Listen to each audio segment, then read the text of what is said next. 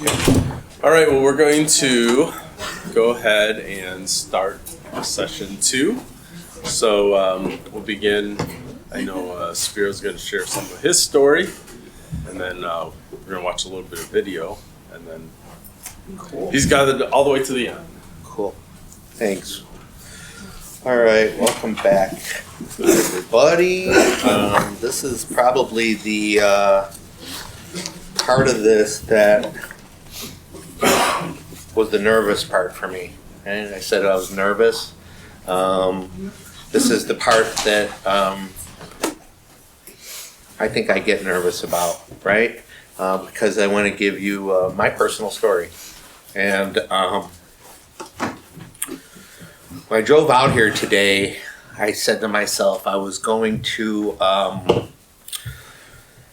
take that 45-minute hour drive. I was going to leave the music off, maybe listen to a sermon. I was going to meditate. I was going to calm myself. I was going to pray. I was going to take that time to just get centered because I was going to do this thing and I wanted to deliver a message. I wanted to deliver a message of hope. I didn't want to deliver the mess, let's just say, right? And that's what in our program, all 12 Steps program, is a program of instruction and direction and suggestion and ultimately a message of hope.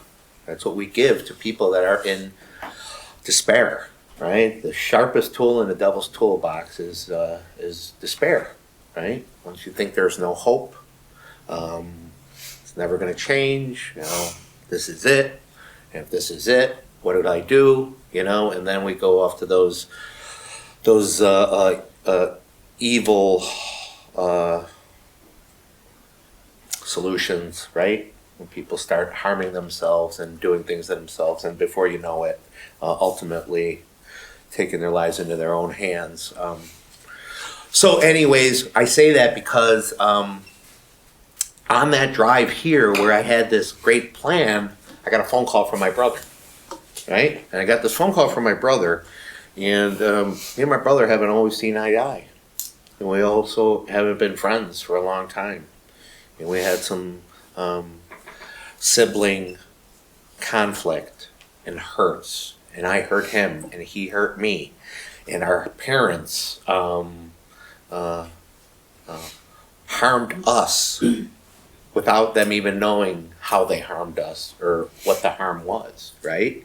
And I've been clean for 16 years, and my brother, who's actually 4 years older than me,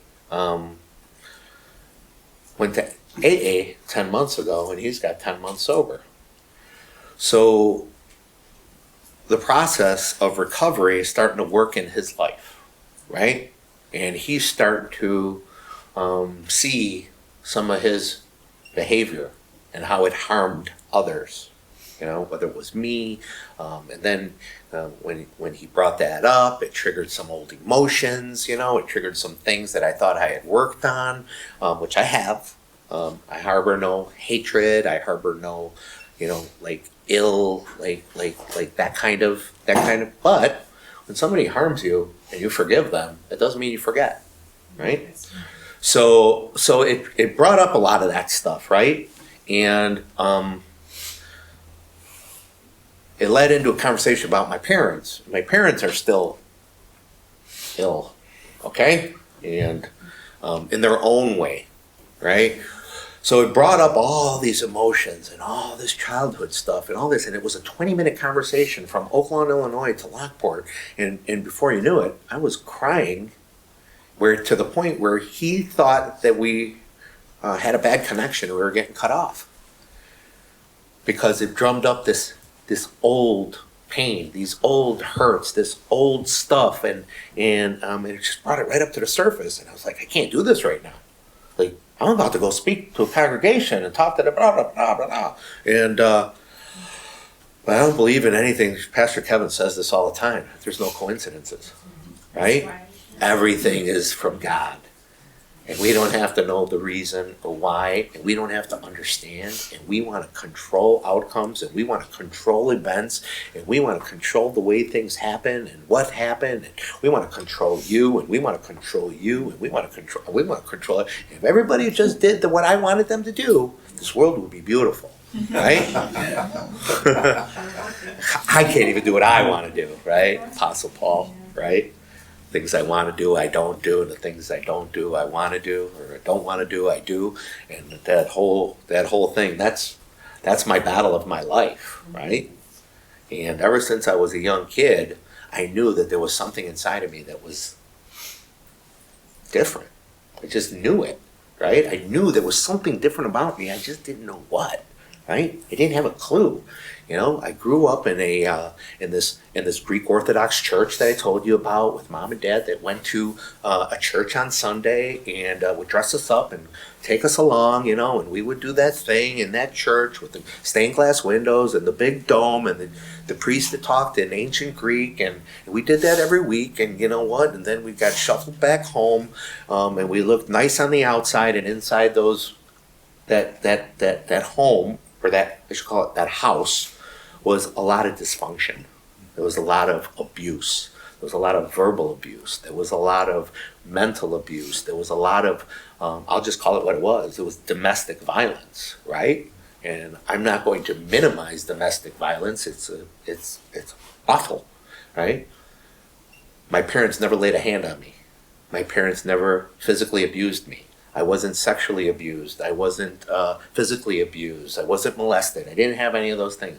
My parents provided me with almost everything, right? But I had to watch these two people abuse each other from a very young age. There was very little love between mother and father, both immigrant Greeks from the old country, coming to this country, probably, you know, and there's this part of me that wants to say, like, I love my parents, okay? Not part of me that wants to say, I'm saying it, I love my parents. They're really good people. But they had the capacity to harm each other very badly, okay? And they loved us, and they showed love in the way that they wanted to show love, and sometimes that fell into the line of, I do this for you, therefore I love you. I gave you that, therefore I love you. I bought you that car, therefore I love you.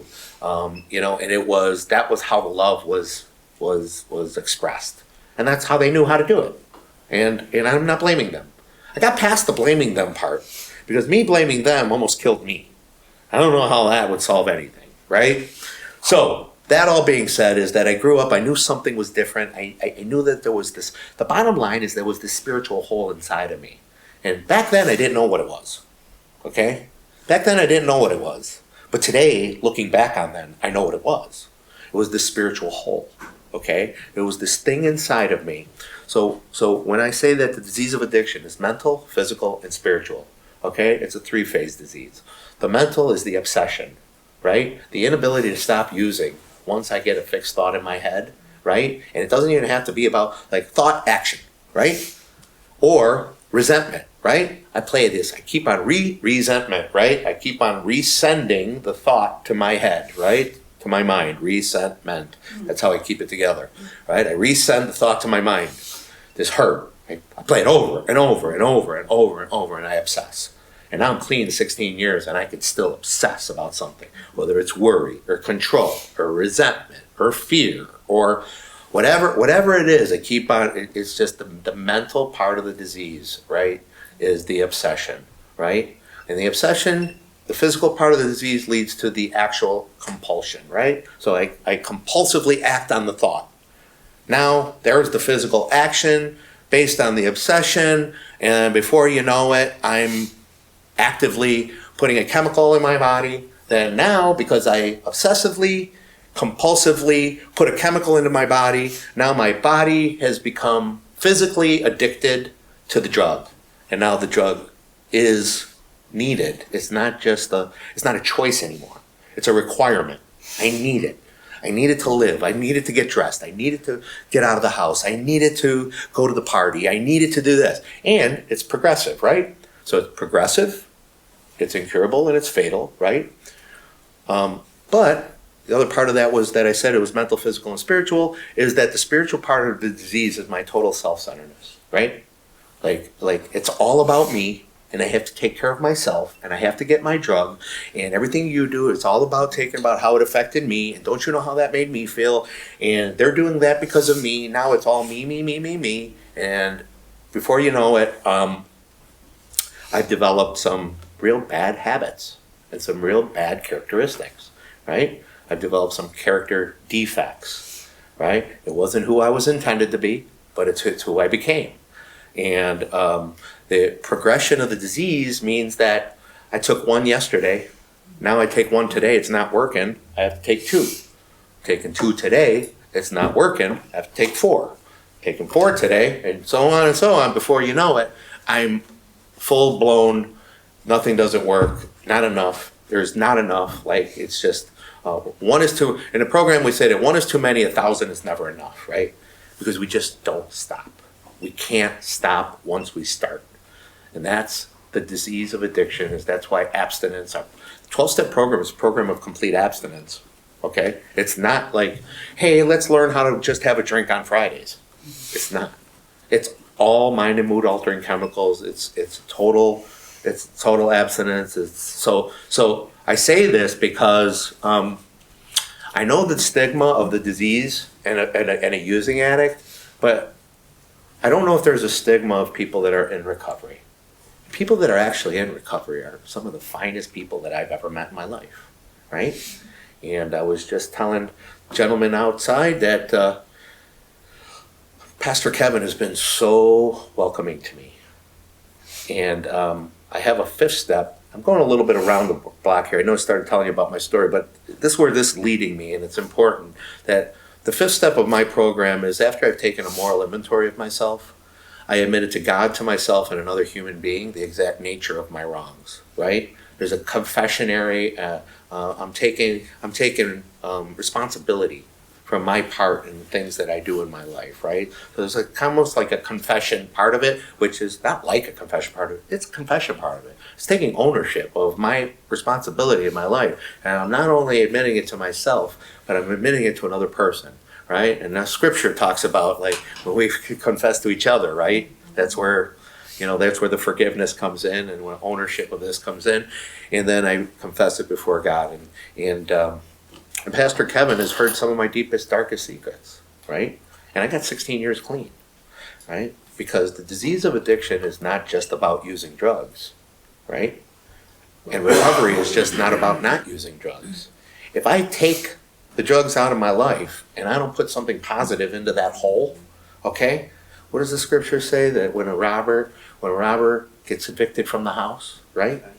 And the house is clean and it's good, nice, and it's empty, right? He goes and gets 7 friends, right? And he comes back to the house and he takes it over easily, right? Because he found that house clean and empty, right? He came over and he took it over easily, and we find ourselves in a worse state than where we were when he was first evicted. And that's what happens with the disease of addiction. And that's why 12-step programs and recovery are so important to the ongoing recovery of the person, right? Or the addict.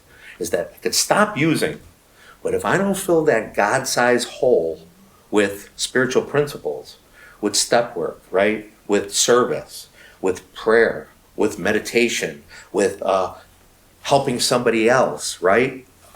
If I don't fill that God hole, that God space with something, the disease is going to come back, right? It's going to come back. And it might not come back as a crack pipe or a needle.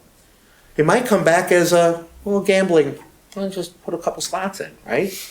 Innocently, right? Or maybe I'm going to go to work, but now I'm working for 72 hours and I'm neglecting the family, right? Or maybe it's food. Or maybe it's binge watching Netflix, or maybe it's pornography, or maybe it's lust, maybe it's sex, whatever it is, okay?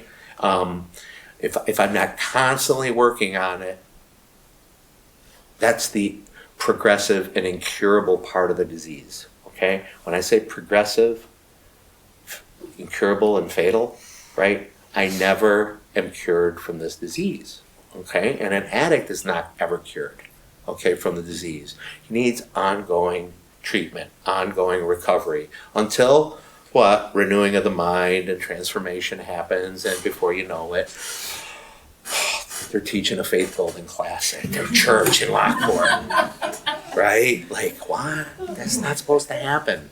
Because I'll tell you what, April 28, 2007 was my, April 27th, 2007 was the last day I used. And I was, I'm going to get vulnerable here. You guys know me as the man I am today. This is where I came from. I struggled with the disease of addiction since I was 13 years old. I took my first drug when I was 11 years old. Went to a friend's house. He had an older brother. It wasn't really the hippie time, but there was something going on in the early 80s, late 70s still, right? I think it was probably the remnants of the hippie era, right?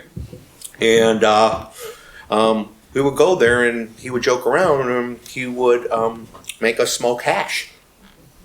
Okay, we were 11 years old and he had a 17-year-old brother, and that was my first introduction to a mind or mood altering chemical. Now, I don't know about you guys, but I have 11-year-old nephews. Those are little kids. Those are kids, right? Like little kids, like 11 years old. And I think back of the time when I took my first drug. I was a kid, right? And my mom picked me up from my friend's house that day. I remember it like it was yesterday. My mom picked me up from my friend's house that day, and she was taking me to go buy school supplies, right? And I'll never forget sitting in the back seat, stoned out of my mind on hash, and my mom is taking me to Marshall's or TJ Maxx or wherever the store it was back then. I bought a Scooby-Doo lunchbox that day. Yeah. Remember the little metal lunchboxes we would go to school with, right? We bought crayon kit, we bought Crayolas, we bought all the stuff that a kid would do. I was high on hash.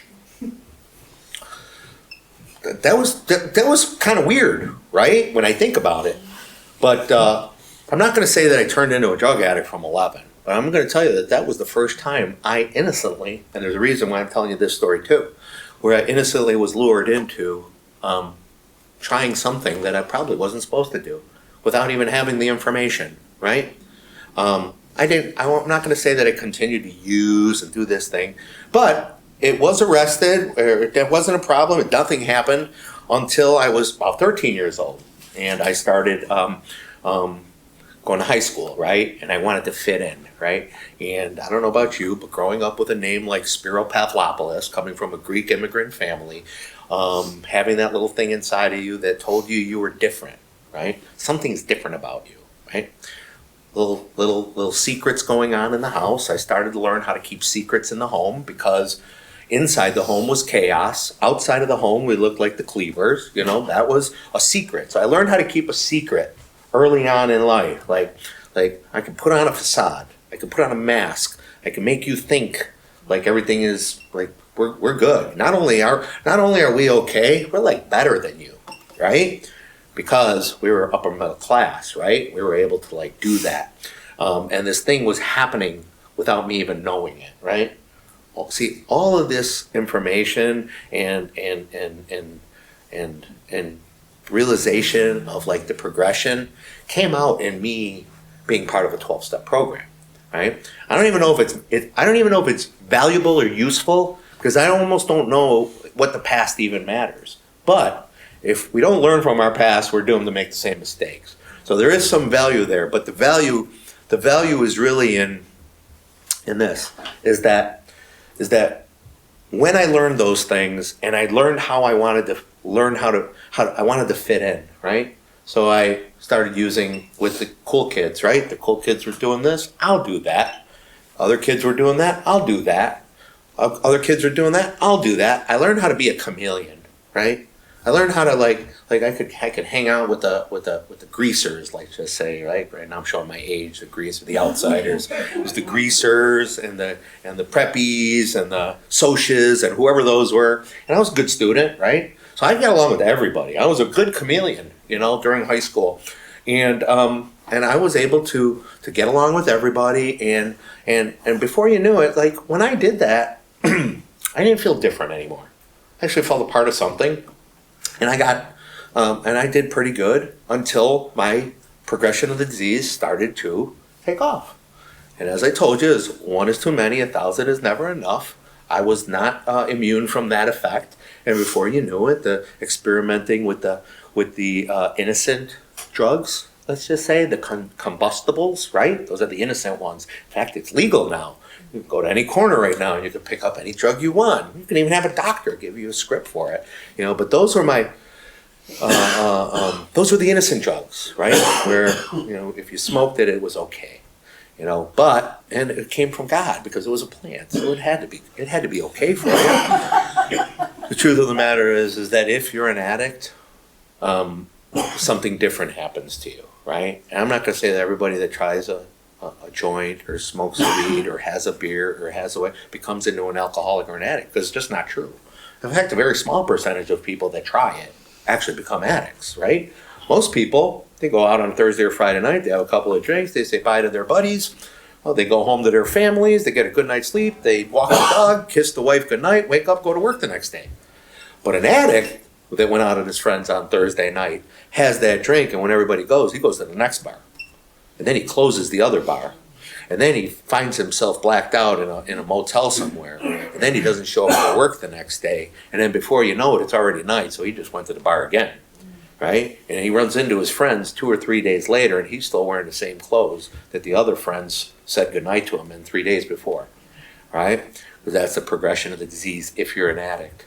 And the thing is that we don't come into this world with this disclaimer that says, hey, you're an addict, you might want to be careful. We don't really know until it happens. And unfortunately, God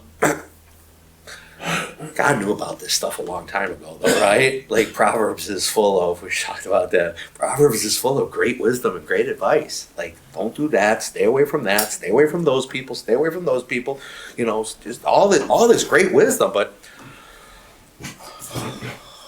who listens to it until it's too late, right? So that being said, that I progressed and I ended up trying my drug of choice at 17 years old, and my drug of choice was cocaine. And I immediately was instantly addicted to that drug. Every positive thing in my life that I wanted for my life, every career plan, every family plan, every hobby, everything in my life was replaced by that drug. And it happened just like that. And the progression of the disease was that when I used that drug, remember I was a chameleon, right? So I had to use and still be a productive member of society. So I used, and I went to work, and I did some things, some social things, and in spite of myself, I ended up getting married, and I had some kids, and I opened up a business, right?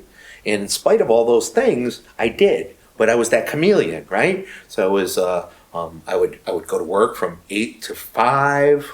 I would come home and be with the wife and the kids. From 6 to 9, and then from 10 to 7 in the morning, I would take care of my addiction, right? And it happened like that. And if you do the math on that, there's not a lot of time for sleep, right? So you have to kind of like use something. And then what ended up happening is that in those 3 pieces of pie, the addiction part started eating away at both ends, right? Started taking away from the family time, started taking away from the business time. It didn't happen overnight, but little by little it started taking away. And that thing when I used to say I went to 5 treatments. Don't lose hope on an addict. I went to 5 28-day programs. Okay? I went to 5. Serious 28-day programs. Before I finally surrendered, right? That's how powerful my disease was. And there was a progression of the disease that said to me, when at first I would say to myself, you know what, this drug thing or this lifestyle thing is getting in the way of my life. This drug thing is getting in the way of my life, right? And I would say that and I would stop and I would go to rehab. Or somebody would come to me and say, if you don't get some help, I'm going to leave you, right? Or if you don't get some help, like, I don't want to be your partner in business anymore.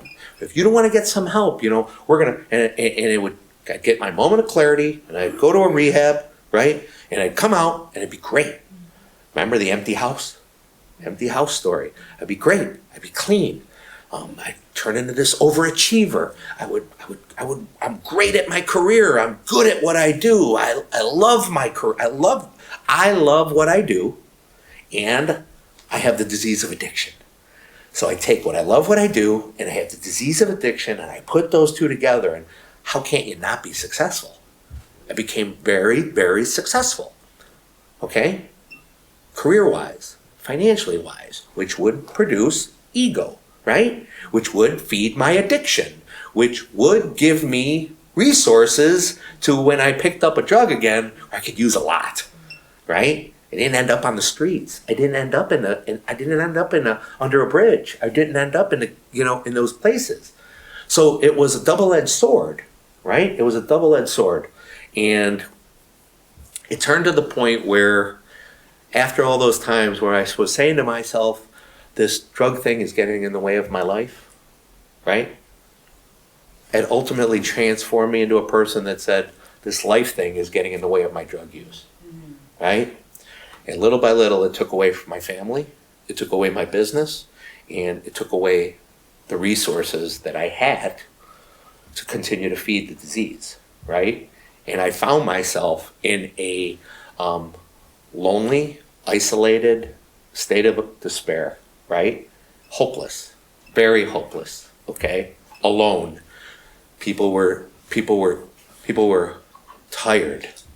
They were tired of my addiction, right? It started to affect their lives to the point where they had to save themselves.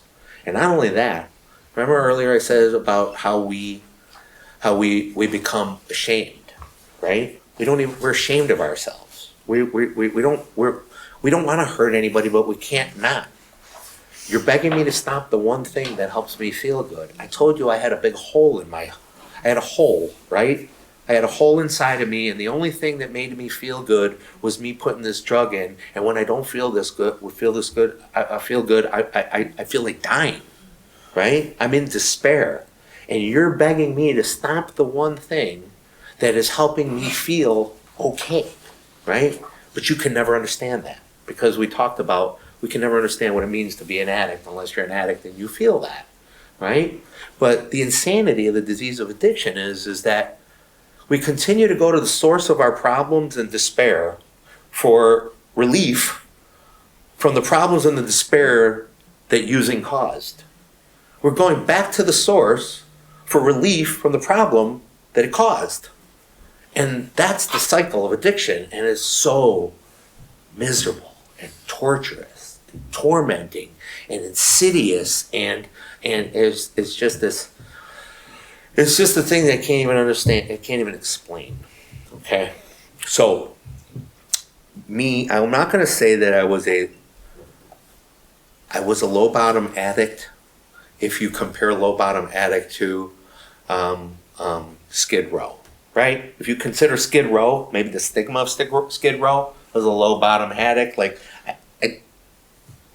had I stayed in my disease a little bit longer, I probably would be Skid Row. But I definitely was a hard case, okay?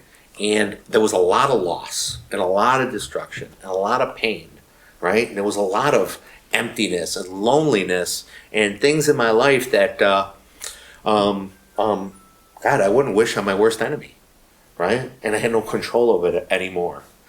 So I did find myself in a place of despair.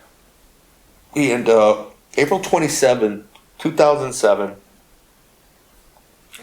I was out of my mind, obviously, right? I was about 140 pounds wet, right? I was disheveled. I probably hadn't shaved in weeks. I probably hadn't bathed in days, right? I was trying to keep a joke of a business afloat, right? That I was running on bank's money, right?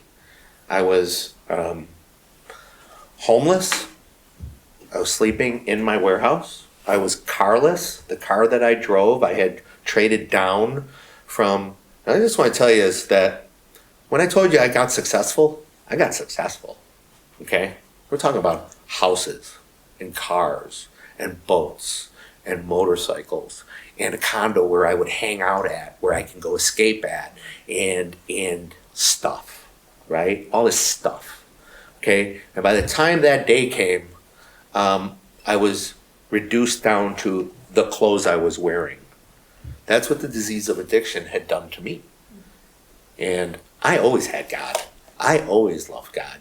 Even in that time, I knew God was going to save me. I felt it. I didn't know how. I didn't have a clue, right? But the truth of the matter was, on that day, I took this beater Volkswagen that I ended up having, and the engine was blown on it, and you can hear it knocking from a mile away, right? And obviously, the poor thing broke down, right? And I found myself on the side of a road, and that's where I got picked up, and that's where I got arrested for the third time that year. Okay, for the third time that year. So I went to 5 rehabs, right? I had lost everything, right? I lost business, cars, homes, motorcycles, boats, all that stuff. Family, right? I lost family. I lost friends. I lost everything. And at that point, I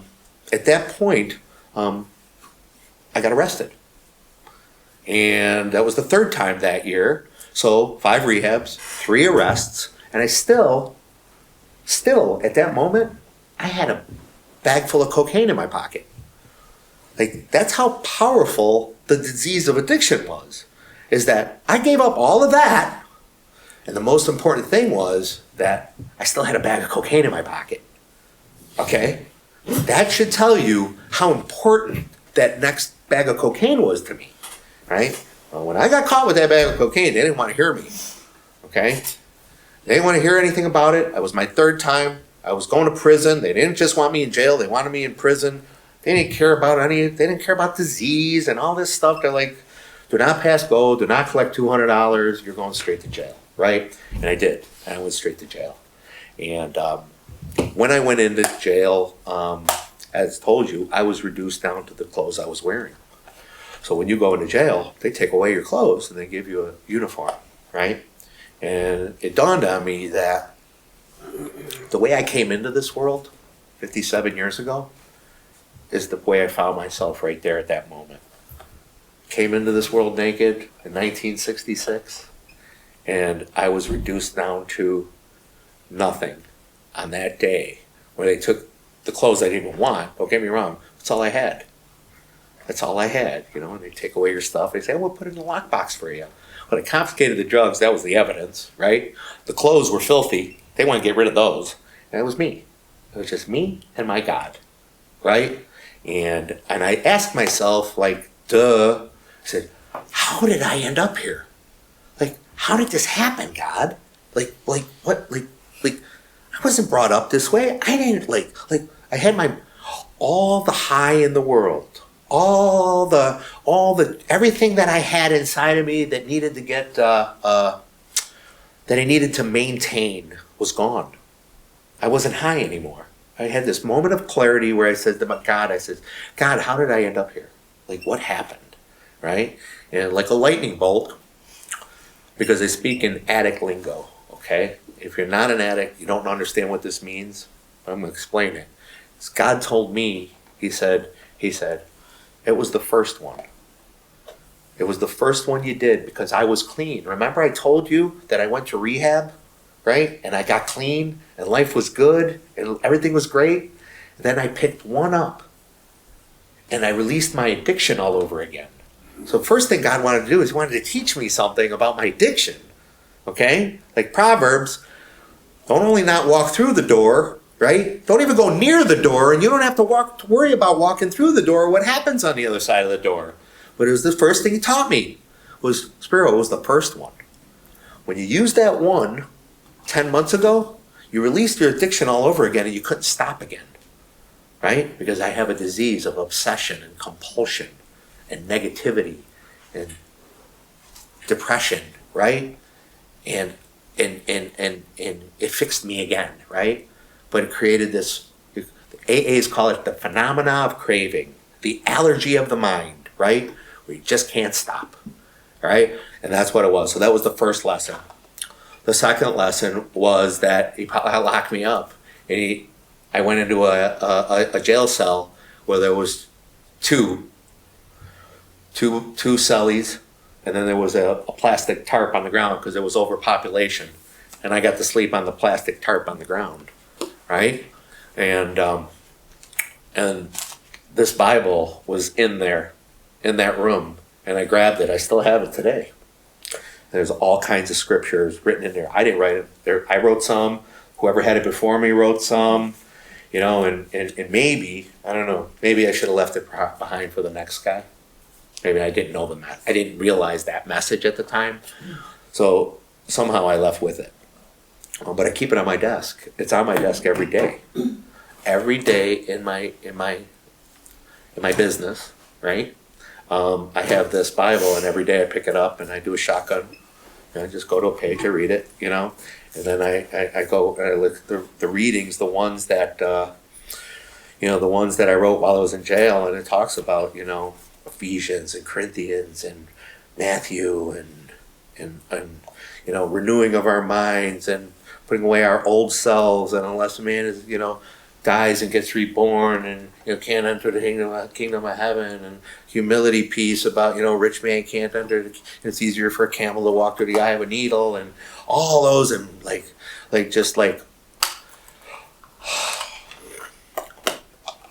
that's the day I was saved.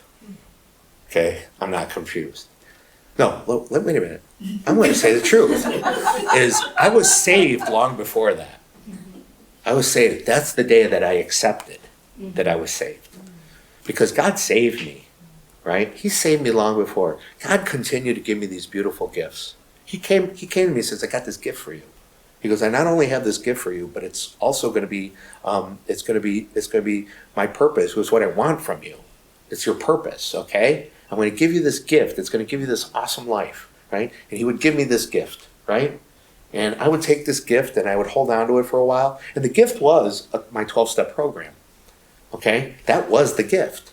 He kept on putting me in a Narcotics Anonymous chair, right?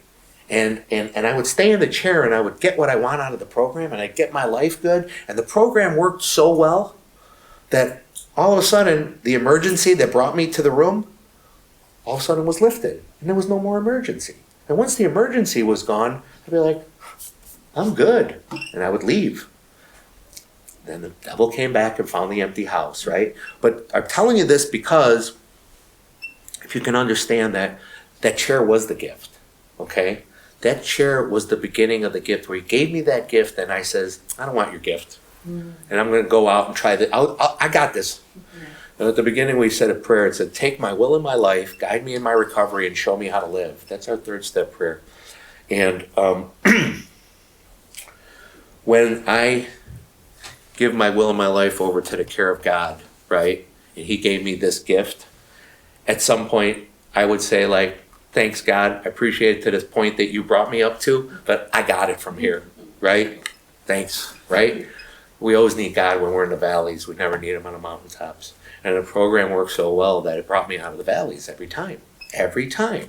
That's why when I said what I said to myself when I walked through the DOC and the bullpen, and I said, how did I get here? And he goes, God told me it was that first one. Because I had the gift. He gave me the gift, right? But my God is so awesome and has so much grace and so much mercy. When I came back, he says, I put that gift on the shelf for you. It's still got your name on it. Here it is, right? He didn't say, you squandered it. You're an idiot. I made a mistake. Get out of here. I gave your gift to somebody else. He didn't. Every time he gave me the gift back. But 4 or 5 times, I was just so stubborn, right? Or the devil had I'm not confused at the devil. I'm not confused. One of the biggest, for me, one of the biggest deceptions of the devil is that he would like for you to think that he's a close match to God, or if not, equally as powerful. And he's nothing. But he does it with confusion, right? He does it with confusing you, right? He's not. It's like Michael Jordan playing against a kindergartner, right? It's like no comparison. It's not even close. But the deception of it is that he is, right? And I feel like, you know what, with this program, I let there be a competition where there didn't need to be, right? If I would have just accepted where I was, I don't know. But no coincidences. I had to go through what I had to go through to get to where I'm at so I can have what? Empathy. Because there's a lot of hard cases that come into the program. And I treat them all with love and empathy and compassion and with a hug. And when even members of our program shun these guys, maybe they don't smell too good. Maybe they're not too clean. Maybe they're out of their minds and they're exhibiting scary. You know what? It happened just the other day where the whole program was worried about it. I think there's a message in this, and my God is moving me. My God is moving me to share this, and it's not to build myself up, because I know it wasn't me, it was God. As the other day, a gentleman came into our meetings who was in our meetings previously, and he had about 8 years clean, and he left, and he had a relapse, and he started using again, and he came back really ill, okay? I don't want to use words like out of his mind and crazy. You know, he came back really ill, right? And visibly ill and difficultly ill, right? And it was disruptive, and it was scary even, and it was all these things, and the group started going around, and they were like, there was these little groups who were like, well, what are we gonna do? How are we gonna get him out of here? It's gonna ruin our space. It's gonna ruin our meeting. It's gonna do this. It's gonna do that. And you know, and they were just all, and it was starting, and all of a sudden it started creating this a chatter around the fellowship, right? Now I'm starting to get all these calls from people like, well, what are we going to do? How should we handle this? And me, I'm a predecessor, so he come with it. And, you know, I was at a meeting, and he came in, and the topic was something that was difficult for him to wrap his arms around. Okay, and it was a topic of there's obviously a lot of diversity, and he had an outbreak. He had an outbreak in the middle of the meeting, and he just couldn't control. He didn't have the filter of thought and blurting out what he was thinking. You know, and it happened, and people were up disarray, and I just went and I grabbed this gentleman, and I said, let's go out for a walk, right? We went out for a walk, and I just listened to him, and he, whatever he had to say, some of it was, you know, it was not polite, whatever it was, you know, and it just dawned on me, you know what? I just gave him some truth, and then I says, and then I gave him a hug, and I just hugged him. But I didn't just give him a hug like walk away, like I gave him a hug, and I could feel like God just like told me like nobody's probably hugged this person in a long time. Like in the middle of the conversation, like this thought wasn't my thought, at all. Like nobody hugged this person in a long time. He's probably so angry. He's got anger at himself, anger at the world. He's probably been like just discounted and whatever he's gone through, you know? And yes, maybe his own doing, but maybe not all his own doing if he's an addict. But I gave him this hug, and I didn't let him go, right? And I told him I loved him. I did.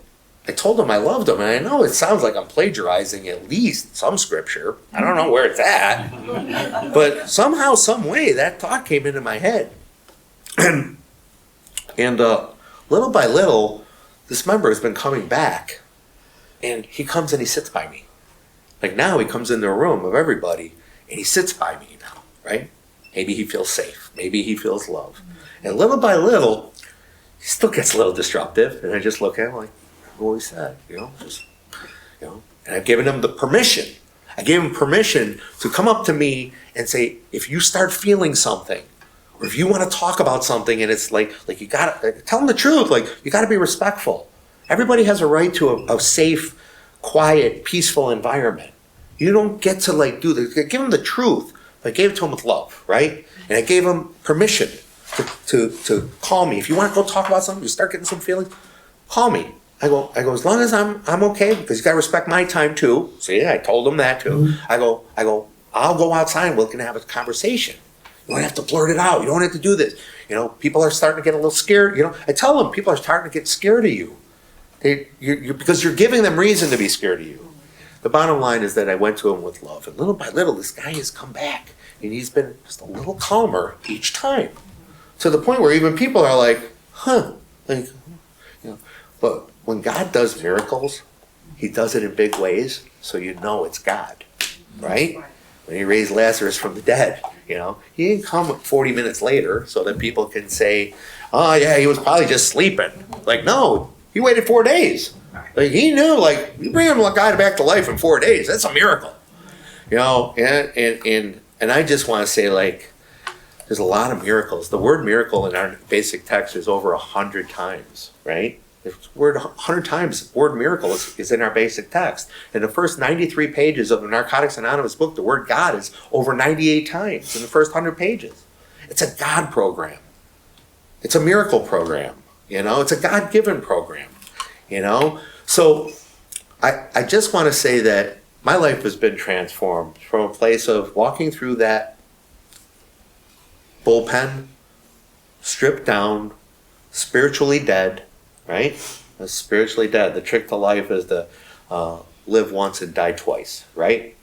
Because I died, had my spiritual death, but I stayed alive. God kept me alive, right? And now I got the second half of my life. And the Narcotics Anonymous Prayers chair represents a few things. The first thing it represents is that God wants me to get right with myself. Through those first 3 steps, He wants me to get right with Him. The first 3 steps to get right with God, get right with myself, get right with others. First 3 is I get right with God.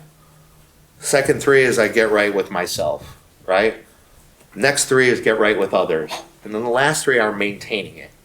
That's keeping your house full so that the devil doesn't come back and find an empty house. That's what the last 10, 11, and 12 are about. Those are the maintenance steps. Continue to take a personal inventory. When I'm wrong, I promptly admit it. Continuing to take an inventory is working 4 through 9 every day. And I know that that's NA lingo and it might not mean much to you, but it's my roadmap to not only surviving with my condition, right, but for thriving in my condition and fulfilling God's plan. Because the 12th step is to practice these principles in all of my affairs and to carry the message of somebody who's still suffering. So the beginning of AA started with a guy named Bill W. And he went to, he was a hopeless alcoholic. And he was affiliated with a group called the Oxford Group. And the Oxford Group had 6 steps and 4 tenets. And and what he learned there was that through spiritual principles, he could stay clean or stay sober. But his urge to continue to use never left him. So what they ended up doing was the members said, we're going to give you a name of all the members that struggle with alcoholism, and we want you to go talk to them. And he would take his experience, that identification, that he was an alcoholic, right? And he realized that if he lived through these spiritual principles, right, that if he went and he gave those to somebody else, but not only had the information, but he had the identification where the person doesn't feel unique, right? Like, I'm an addict, you're an addict. We both know what it feels like to be addict. Now let's help each other stay clean, right? There's something powerful in that, right? And he did that, and that's how the beginnings of AA started. And when he sat down to write the big book of AA, he said that when he started writing the 12 steps of AA, that he literally wrote the first 12 steps in less than half an hour, and that was God.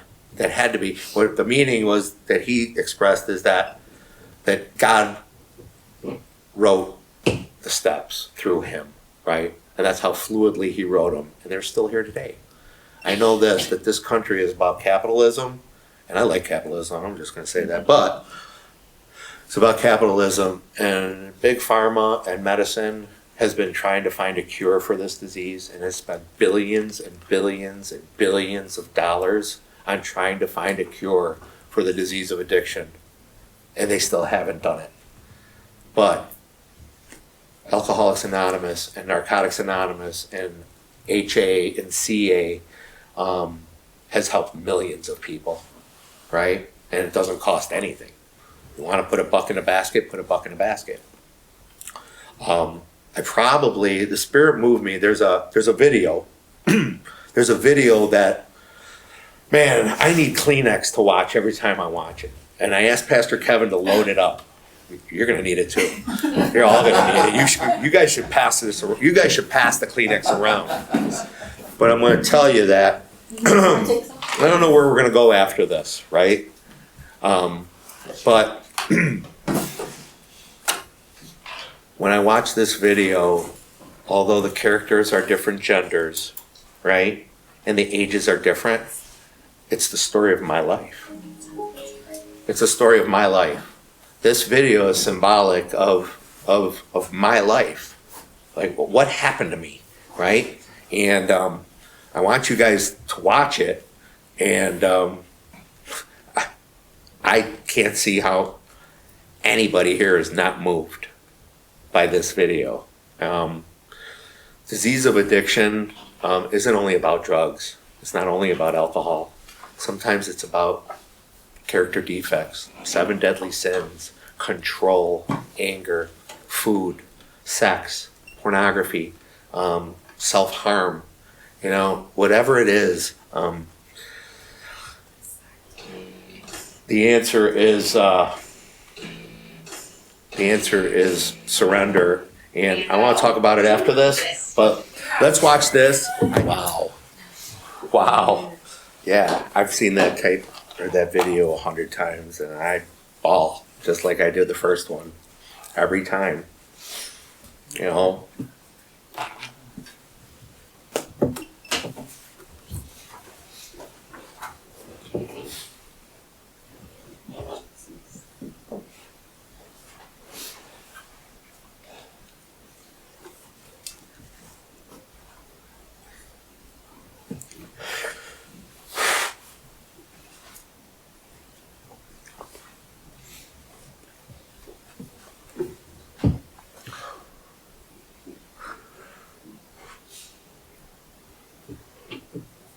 It's our tears of gratitude. I'm so grateful. I'm so grateful for what Jesus has done in my life. Delivered me from the depths of hell. Loved me.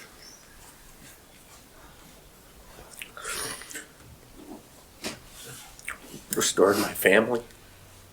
Restored my sanity.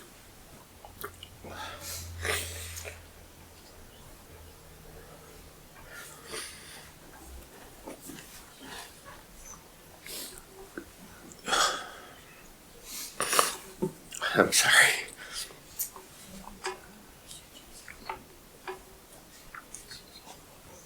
I hate the disease of addiction. I hate it.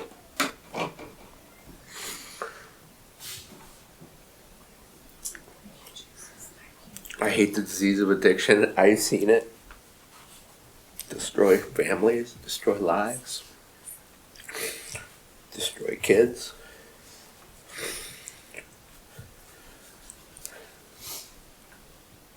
And I don't know what the answers are,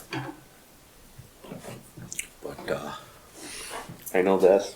Just like when I was a kid, I was 11 years old, and somebody gave me a chemical to try. I didn't know what I was doing. And just like in that video, that girl got lured away. Okay? She got lured away. She didn't make a conscious decision to go down that path. She got lured away. And when she got lured away, it brought her to that end place of despair.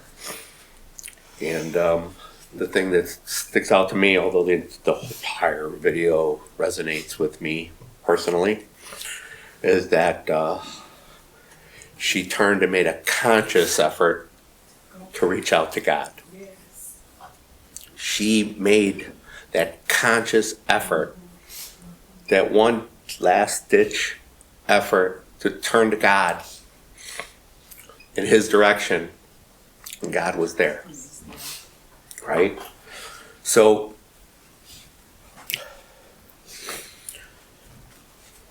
at what stage along the game or along the line is the addict that you meet, or the addict that gets brought into your circle?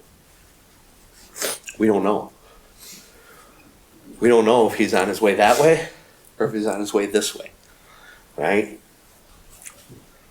But I want to be, I want to be somebody that's going to help him turn that way. Amen. You know, I want to help. I want to be the one that helps an addict get pulled back. God is pulling him, right? I want to be somebody that's doing this. You know,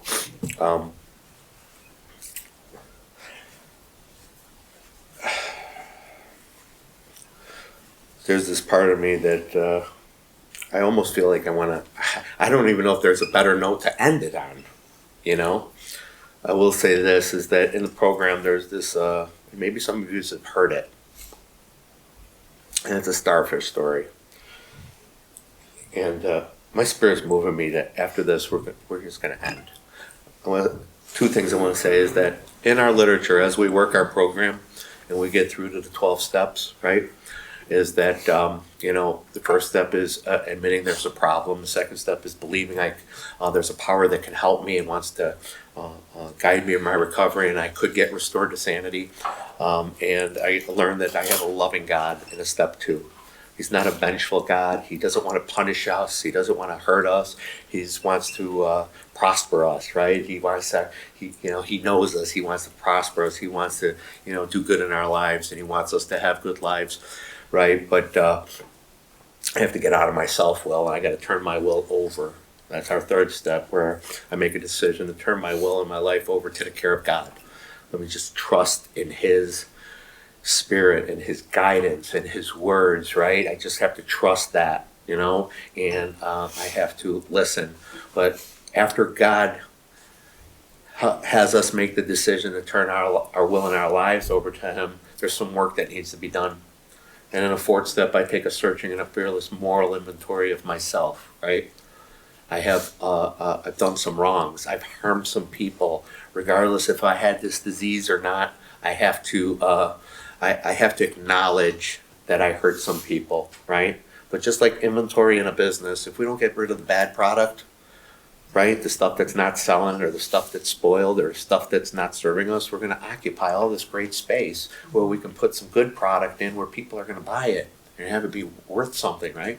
So when I take an inventory, I have to take an inventory of all of my situations. I have to look at not only the harm that I caused to others, but I have to look at the resentments of the people that harmed me, that I keep on playing that, and the shame and the guilt and the remorse and all this stuff, this baggage that I've held up because I'm living a life like I was guided by self and by devil. So I accumulated some crap, right? So I have to inventory it, and I have to put it on paper, and I have to look at it. And I go to a pastor or a sponsor, and I get freedom from it when I admit it to myself. And something magical happens when I hear it in my own words, right? And I hear it in my own words, and I tell it to somebody else, and I have a sense of humility, right? And I do it with somebody that I love and somebody that I trust. And he doesn't look at me with this pity and disgust and shame, right? He looks at me with love and compassion and says, yeah, I know. I know. It's hard to live in that world. That's why Jesus came, right? He came because we're all sinners. He knew that we're going to have a lot of lures. We're going to have things that distract us, right?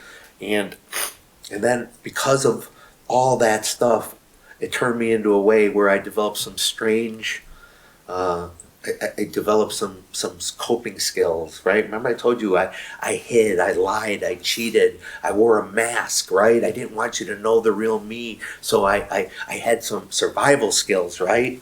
And I used them to survive with this condition, right? And so I became a liar, a cheat, a thief, a womanizer. I was angry. I was all these things, right? And the sixth step says that I became entirely ready to have God remove all these defects of character, right? These defects of character are what I identified in my fourth and fifth step, right? This is the roadmap. This is the instruction of like when God takes me from that point and starts to bring me back, I got some work to do. Because I think that AA and NA is a bridge between me and God, right? And the program is the bridge. And on this bridge, there's a bunch of junk. There's a bunch of garbage, right? And as I walk towards God, there's so much clutter and so much garbage and so much stuff that I don't need anymore, that as I walk across this bridge towards God, I got to clean up the bridge, right? Because there's so much junk that I can't hardly even see the light. It's the light at the end of the tunnel, right? I can't even see the light, but as I start to take this garbage off, the Spirit starts building inside of me. It's getting better. And I can't. So the sixth step is I become entirely ready. I'm like, God, I can't live like this anymore. I'm not using drugs anymore, but I'm acting like I am. I'm still not nice. I'm still angry. I'm still resentful. I'm still not, I'm judging people. I'm gossiping, Maybe I'm even changing maybe I'm changing a price tag in the store still. Who knows? The things that I do, I don't want to do, right? And the things I want to do, I don't do, right? That's my sixth and my seventh step. How can there not be a correlation between the Bible and the 12 steps in this program? So that I humbly ask him, in the seventh step, I humbly ask him to remove my shortcomings, right? Please remove these things. Show me how to like live a righteous life, right? How do I be kinder, more authentic, more loving, more caring, more tolerant, more patient, more useful for you, right? And I do that in a seventh step. And I can't remove my own defects. So it's a defect of character. A defect is an imperfection, and character is my morals and my values, right? So if I have a defective character, I have a defect to my morals and my values. And I have to acknowledge what those defects are, and I can ask God to remove them for me, because I can't remove them for myself. I need a higher power once again.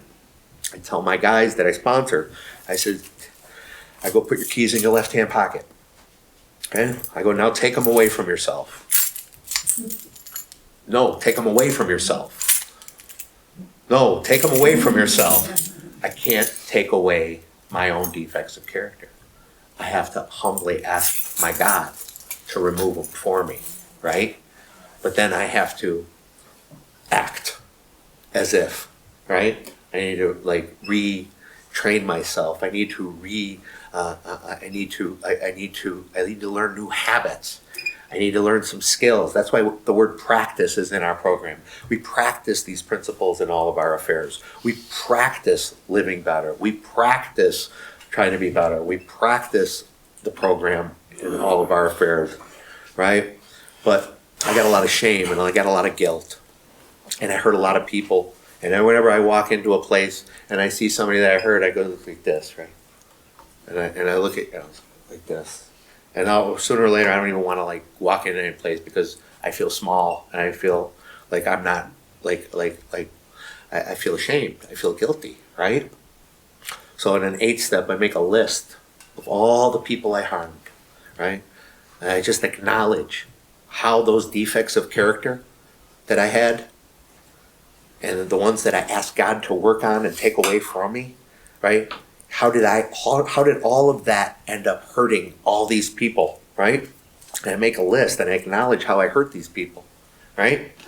And in the 9th step, I go and I make those formal amends, right? But making that amends is more than just saying I'm sorry, right? I've had a million empty sorries. I'm sorry, I won't do it again. I'm sorry, I won't do it again. I'm sorry, I won't do it again, right? And I continue to do it, right? Because I never put the work in a sixth and a seventh step, to work on the defects of character that caused me to harm you in that way in the first place. So now that when I say I'm sorry, it actually comes with some level of commitment. I'm not going to harm you in that same way again, right? Because I worked on being a thief. I asked God to remove that defect of character. I practiced not being a thief. I practiced not being a womanizer. I practiced not, doing some of the things that are, being dishonest. I practiced that. So now I can actually come to you and say I'm sorry. But then not only saying I'm sorry and then committing to, like, if I harmed you, how can I make it up to you? I need to make some restitution, right? If I owe you money or stole some money from you, I need to pay you back, right? Or maybe some people aren't around no more. I need to, like, not ever harm anybody else in that way again, right? But in 10, 11, and 12 is where, like, the maintenance steps come. And that's where my faith grew. And that's how I ended up at Pastor Kevin's church, right? And I ended up there because I wanted something more. Like, I got to a place in my life where I was helping all these people and my business was thriving and I was making money and I had all this stuff, and all of a sudden I'm like, I need something more. I want more. I want more. Like, but it wasn't more stuff. It wasn't more money. It wasn't more cars. It wasn't more business. It wasn't more furniture or radio or rims on my car or a stereo or anything. It wasn't more anything. I wanted more spirituality. I wanted to dig deeper into my faith, right? And I started listening to a radio AM 1160. And I would listen to it over and over, and I loved it. I just loved. The only time I feel good in my own skin is when I'm in church or I'm listening to sermons, and I don't do it as often as you might think. Like, one would think, like, if I had this revelation, that maybe I could just lock myself up in a house and just listen to sermons all day long and go to church. And Pastor Kevin, why don't you just have church every day of the week instead of just on Sunday, But that's when that's where I like realized, like, man, like I feel in harmony with, like, my life and the world and with everything when I'm in that, But I can't be in it 24/7. But I'm telling you that I'm aware that I do. That's when I feel okay. I feel good. I feel full, right? Because when you drink of this water, you're going to thirst again. When you think of this water, you'll never be thirsty again, right? And when I drink of this water, I know that that's when I'm full. I'm good. I don't have this big empty hole inside of me, right? But I get distracted away. I get a lot of distractions. This one's pulling me, that one's pulling me, this one's pulling me, that one's pulling me, this one's pulling me, everybody's pulling me, right? All those distractions. I never want to go too far away from that. See, when I was a kid, I didn't know better. But now I know better, right? It's like that wisdom, Proverbs, just whatever it is. But here's the deal for me and for the church, because I think that Pastor Kevin said, how can we be more, how can we attract more or be more welcoming or be more loving, or how do we deal when people don't look like us, right? Those kind of the words he used. And I was like, well, I go, that's the insidious part of the disease, is like, addicts look like us. There are kids, there are mothers, there are fathers, there are grandparents, there are cousins, there are coworkers, there are friends. But they might be living in shame. They might be living in secret, right? And I think that the most important thing that the church can do, because they're all at, like we just talked about this, I feel like addicts are at that precipice, right? They want to come out. They want help. They want, but they need like they need to feel like safe to come out. And I think if anything, the church should feel just be a little bit, listen, you guys open your hearts to me. Pastor Kevin, I told him my darkest stuff. He actually says after I told him that, he introduced me as his friend, right? He didn't judge me. He didn't judge like, I'll pretend like I like you, but he didn't. He did it all, and he continues to do that for me because I continue to do a fifth step with him because I still fall short and I feel convicted. And that's what my religion does for me. My spirituality does for me. If I walk out of church and I don't feel a little convicted, I don't know. That was a wishy-washy service. I want to feel a little bit like, you got some improvement to do. You're a sinner, and that's why you need Jesus and all that stuff. But anyways, the point is, the matter is that some of these people are living in secret. And if the church can be just a little church, meaning all of us, church is not the building, but even maybe the building. Maybe the building, right? Is to be a little bit proactive. To talk about it a little bit. And if somebody comes to you in that secret place or that shameful place, have a little bit of a resource. That's why I put my phone number on this. Put my phone number here. It's like, there's a family member, there's somebody who needs some information, who needs some help. We need to be able to give them. There's so much information. If we give it with love and we open it up and we do it remember what I said at the beginning? I says, we don't try to convert people in AA or NA. We're not concerned about your religion. Let's just say it. If there's a Muslim or an atheist on the side of the road with a flat tire, I'm going to pull over and help him with his flat tire. If he tells me he's a Muslim or an atheist, I'm not going to get in my car and leave and say, take care of your own flat tire. I don't care. Okay, I don't care. I trust the process of what this program has done for me and where it's brought me, where I started and where it's ended. And I think that the church, this is me too, is we could be a little proactive and have the information that's needed and to know that it's an epidemic. It's an epidemic. I have 200 phone numbers in my phone in the last 16 years. I can't tell you what percentage of them are no longer with us. It's a lot. Just to be a little proactive and have some information, and I will be willing to help with that. To have some information to give to people and to kind of let it know you're welcome here. We're a church that you're welcome. Because we seen that video, and we heard Spero's story, and we heard Mary's story, and we have our own stories, and we all know somebody, but we're you're welcome here. Not only are you welcome here, we want you here, right? We want you here. You're the reason why.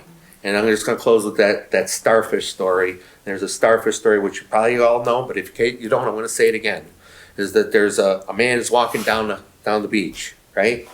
And he's out in the distance, he sees a kid, and he's picking up the starfish one by one.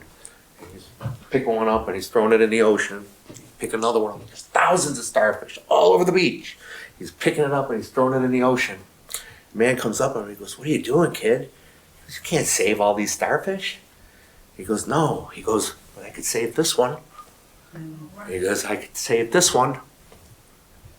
And I could save this one," right? One at a time. This program is a program for people that want it, not for people that need it. If it was a program for people that needed it, we would have meetings in stadiums. It's a program for people that want it. And we should help. We should help. All of my meetings are at churches. There's not one meeting that's not at a church. All of my meetings. They're responsible.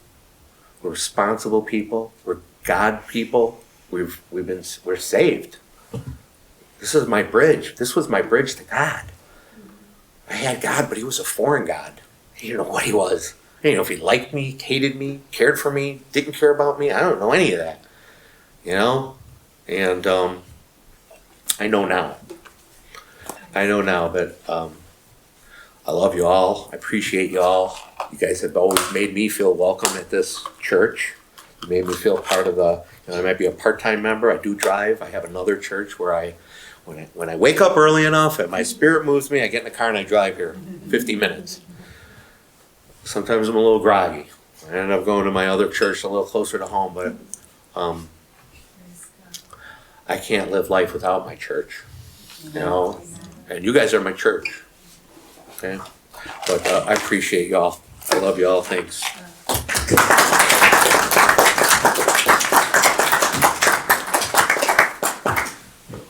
Well, let's just close in prayer. I think at the very least, I was just going to say, at the very least, I think if there's anything, we've grown in empathy, I hope. Not to mention all the other things. I was going to ask, can we pray for Spero? Yeah. Can we pray for him, his ministry? For sure. Come on in. God, I thank you for Spero, God, and I thank you for all the ways that you use him, God, and thank you for his story. I thank you for his willingness to share his story, not even just here, but God, over and over and over with people who, Lord, it is their lifeline in a way, their sense to move from despair to hope, God, because if you could do what you did in Spero's life, you could do it in somebody else's life. And so I pray that you would just continue to use him beyond even what he could comprehend, Lord Jesus, and that he would just continue to be a faithful servant of you, God, that he would be given the wisdom he needs to be filled with your Spirit to help and encourage and strengthen and Lord, pick up those starfish one by one and throw them back in, Lord Jesus. And we thank you for that, God, and we pray that he would just sense your Spirit empowering him in the work you've called him to do. And thank you for, again, his faithfulness and willingness to come and share with us today, God. And I pray your blessing upon him in amazing ways. And thank you for his life in Jesus' name. Amen. Amen.